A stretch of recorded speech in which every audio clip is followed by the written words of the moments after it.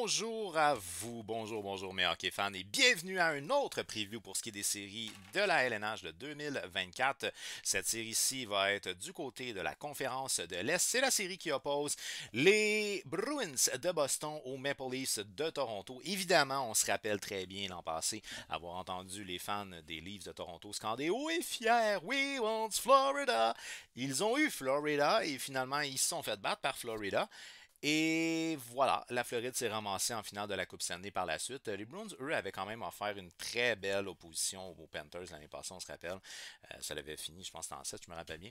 Donc, c'est une organisation qui en avait fait arracher aux Bruins. Excusez, j'ai joué avec mon chat avant de commencer à en filmer. Et il y a un chat qui disait, hein, fou. Donc, du côté maintenant de l'Atlantique, ils ont terminé au deuxième et troisième rang respectivement, 109 points et 102 points pour les Bruins qui ont terminé deuxième et les Maple Leafs qui ont terminé troisième. Alors, tu sais, sur un point de vue vraiment théorique, on n'est quand même pas loin l'un de l'autre au niveau des points global. Mais, et c'est là où je mets un gros mais, est-ce qu'on s'attendait à voir les Bruins aussi haut que ça? Moi, je faisais partie de ceux qui disaient Hot take, les Bruins ne sont pas en série cette année. Et pourtant, ils ont été performants toute la saison.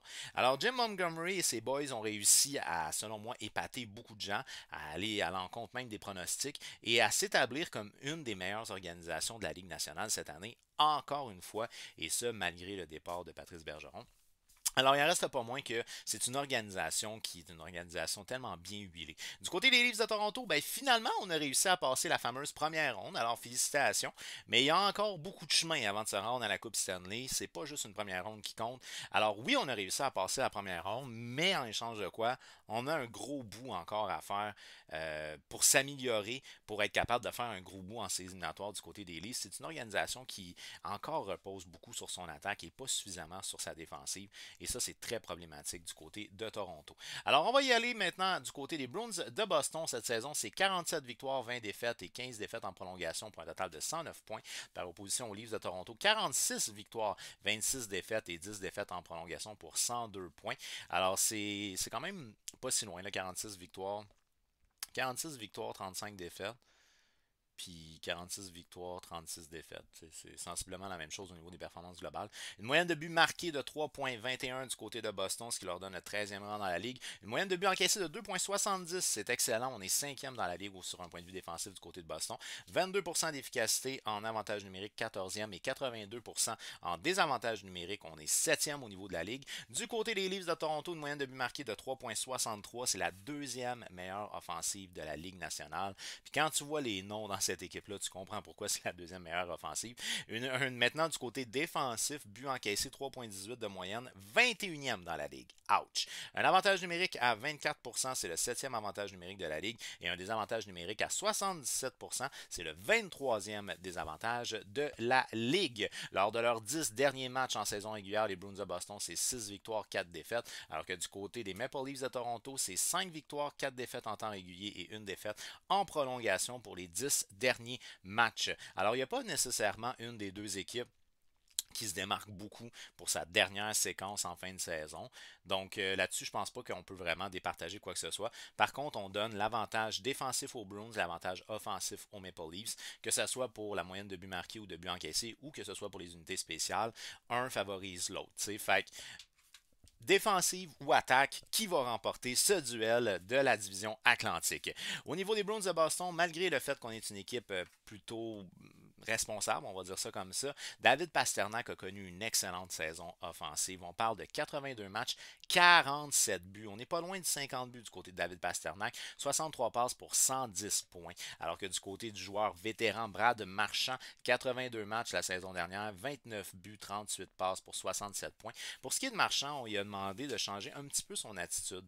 Ça, c'est de son propre aveu là, en entrevue. Ce qu'on mentionnait, c'est que, est-ce que, tu sais, c'était Pat McPhee, là, pour ceux qui connaissent, là, il y a un podcast, il avait dit, tu sais, t'es surnommé le rat. Donc là, maintenant que t'es capitaine, est-ce qu'on a demandé de changer ton attitude sur la glace et hors glace? Puis il avait dit, oui, tu sais, il faut que je sois plus mature, plus responsable dans mon jeu, etc. Fait qu'il y a effectivement quelque chose qui a changé dans son style de jeu. Je qualifierais Marchand comme moins dérangeant qu'il l'était par le passé. Mais en échange de quoi, sa production offensive est peut-être aussi moins intéressante qu'elle l'a déjà été par le passé. Fait que c'est un couteau à double tranchant. Mais je répète, du côté de la troupe de Jim Montgomery, c'est une équipe qui est responsable dans son jeu très défensif. Fait que c'est une très bonne bonne équipe malgré le fait qu'on n'a pas nécessairement des statistiques offensives exceptionnelles.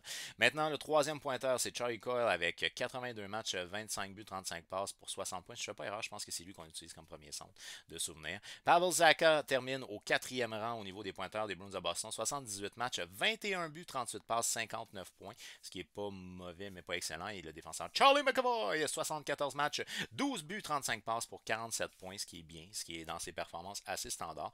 Donc, dans le cas de Charlie McAvoy, on le connaît, c'est un défenseur qui est un défenseur mobile, c'est un gars qui est capable de jouer physique, défensif et qui est capable d'apporter une touche offensive. Évidemment, c'est pas un défenseur qui est aussi offensif que Adam Fox ou Quinn Hughes, mais c'est quand même un défenseur qui a un certain côté offensif, dis-je bien. Assurément plus défensif que des gars comme Eric Carlson, disons. C'est beaucoup plus défensif que Eric Carlson ou beaucoup plus défensif que Thomas Chabot du côté d'Ottawa. C'est un joueur qui est très responsable et qui est aussi capable d'être physique. C'est un bon leader. C'est un leader plus silencieux, mais c'est un bon leader. Alors, du côté des Bruins de Boston, on est une organisation qui a de l'expérience. On se rappelle évidemment la saison dernière, on s'est fait éliminer en première ronde. On a réussi à prouver hors de tout doute qu'on reste une équipe très compétitive malgré le fait qu'on a perdu plusieurs joueurs, dont entre autres Patrice Bergeron, aussi Taylor Hall. Alors c'est une organisation qui c'est comme reboot, comme dirait Marc Bergevin, un peu. Et pourtant, on est encore à la même position de domination. Du côté des gardiens de but, on connaît, c'est probablement la plus belle bromance qu'on a au travers de la Ligue nationale entre Jeremy Swayman et Linus Ullmark. On se rappelle, hein, Ullmark qui était censé être échangé de mémoire, je pense que c'était à San Jose ou quelque chose de même, puis il avait décidé de garder sa clause de non-mouvement, ce qui fait que la transaction a avorté. Puis le match suivant, c'était lui qui gardait les buts, Ullmark, et Swayman avait mentionné lors de son câlin de la victoire, You stay, you stay. Tu sais, il avait pointé genre tu restes ici. C'est une belle bromance qu'on a du côté de Boston. Puis ces deux gardiens de but qui sont excellents. Évidemment, le système de jeu aide toujours pour ce qui est des gardiens. Mais bon, ça, il reste que c'est quand même deux gardiens de but qui sont stables dans leur performance et très performants. Dans le cas de Jeremy Swayman cette saison, 44 matchs, 2,53 de moyenne et 916. C'est presque des jumeaux. Et sur le marque, lui, c'est 40 matchs, 2,57, 915. Très similaire au niveau des statistiques. Peu importe c'est lequel des deux gardiens, on est capable de tenir tête à n'importe quelle attaque de la LNH, même à la deuxième attaque de la LNH, les Leafs de Toronto. Alors, du côté des Leafs de Toronto, bien évidemment, Auston Matthews. Quoi dire? Quoi dire?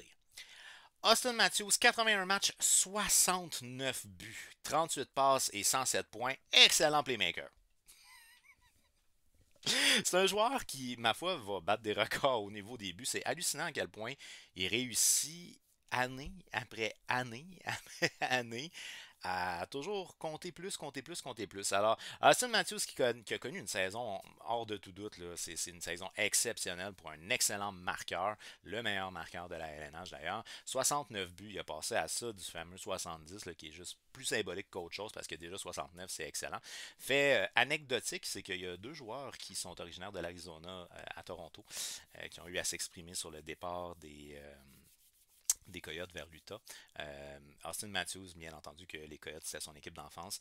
Puis Matthew Nyes aussi, c'était son équipe d'enfance. Fait que j'ai juste un petit clin d'œil aux Maple Leafs de Toronto, les joueurs originaires de l'Arizona qui ont un petit peu de peine du départ de l'équipe, tout comme moi. OK, bon, ensuite, on va y aller avec Nylander. Nylander, on le connaît bien. Hein? On sait que c'est un gars qui performe généralement en séries éliminatoires, même que souvent, c'est lui qui performait le plus pour les Maple Leafs en séries éliminatoires. Puis il a connu une très, très, très bonne saison cette année pour ce qui est de Nylander.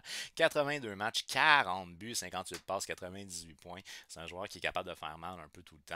Par la suite, on a Mitch Marner. Monsieur Mitch Marner, qui est un joueur quand même complet, honnêtement. C'est un joueur qui est responsable dans son jeu et qui est très offensif. Cette saison, 69 matchs pour ce qui est de Mitch Marner. 26 buts, 59 passes, 85 points. Nos trois premiers pointeurs, là, 107 points, 98 points et 85 points. Ça fait mal. C'est huge. C'est huge en termes de production offensive. Par la suite, on tombe avec Monsieur Capitaine John Tavares, 80 matchs, 29 buts, 36 passes, 65 points. Saison ordinaire pour ce qui est de John Tavares, je vous dirais. Je ne suis pas vraiment très surpris. Par la suite, Morgan Riley, le défenseur, 72 matchs, 7 buts, 51 passes pour 58 points. Dans une équipe qui est aussi offensive que les Leafs de Toronto, 58 points, c'est quand même bien. C'est pas exceptionnel, mais c'est bien. Et c'est là où ça fait mal du côté des Maple Leafs de Toronto parce que oui, on est une équipe qui est très portée vers l'attaque, on est une équipe qui marque beaucoup de buts, mais on est aussi une équipe qui en accorde beaucoup et c'est pas imputable uniquement aux gardiens de but. On va y aller maintenant avec le gardien qu'on pourrait peut-être établir comme étant le numéro un, mais je ne sais pas vraiment à quel point parce que l'autre il a fait bonne impression. Il y a Samsonov, 40 matchs cette saison, 3,13 de moyenne, 890 d'efficacité. C'est pas exceptionnel. C'est pas exceptionnel, mais en même temps, l'équipe qui est devant lui joue clairement pas bien défensivement. Fait que ça l'aide pas vraiment le gardien de but. Et c'est là où on arrive avec le jeune Joseph Woll. Joseph Woll, là, il a éclaté la Ligue américaine avec son talent, ça n'avait pas de sens. C'était un gardien de but qui était dominant du côté des Marlies. Puis il s'est quand même bien adapté à la LNH et à la réalité d'être gardien à Toronto. Combien de temps ça va durer, ça, je ne sais pas, parce que regardez Edmonton. Scanner avait très bien fait au début, puis un peu plus touché, mais l'équipe ne joue pas défensivement ou joue mal défensivement. Enfin, ça donne ça. Joseph Woll, pour l'instant, a passé quand même le test pour ses débuts dans la LNH. 25 matchs, 2,94 de moyenne, 907 d'efficacité. Mais ça pourrait faire mal, le style de jeu des Maple Leafs à ses statistiques individuelles. Alors, je suis fier de dire là au moment où je tourne cette vidéo-là, le match était encore en cours du côté des Hurricanes et des Islanders. Wouah! Les Hurricanes ont gagné. OK, les Hurricanes ont gagné 3-1. Ma prédiction de Hurricane en 4 tient encore la route. Alors, on va y aller maintenant avec une prédiction pour ce qui est des Bruins de Boston contre les Maple Leafs de Toronto. Et d'après moi, c'est une série qui pourrait être longue, honnêtement. Mais on a une équipe qui est clairement offensive contre une équipe qui est clairement défensive. Par contre, du côté des Leafs, on en a tellement à prouver. Finalement, on a passé la première ronde l'année passée. Et là, il faudra passer aussi une deuxième ronde. Et ça sera pas facile puisqu'on doit passer le premier client qui est les Bruins de Boston. Alors, de mon côté, les défensives gagnent les championnats. J'y vais donc avec les Bruins de Boston, mais je pense pas nécessairement que c'est une série qui va être simple 4-0, comme j'avais mentionné pour les Hurricanes contre les Islanders. J'y vais donc avec les Bruins de Boston en 7. Alors, d'après toi, qui va gagner cette série-là et en combien de matchs? Fais-le moi savoir au travers des commentaires. On n'oublie pas de faire un petit j'aime à cette vidéo-là et de la partager pour qu'on soit un maximum de hockey fans à se jaser de hockey. C'est toujours plus plaisant quand on est plusieurs. Et puis sinon, ben, on s'abonne et active la petite cloche parce qu'il y a d'autres previews qui s'en viennent pour les séries éliminatoires 2024 de la LNH. D'ici là, je vous dis un gros merci d'avoir regardé ma vidéo et on se revoit très bientôt. Bye bye.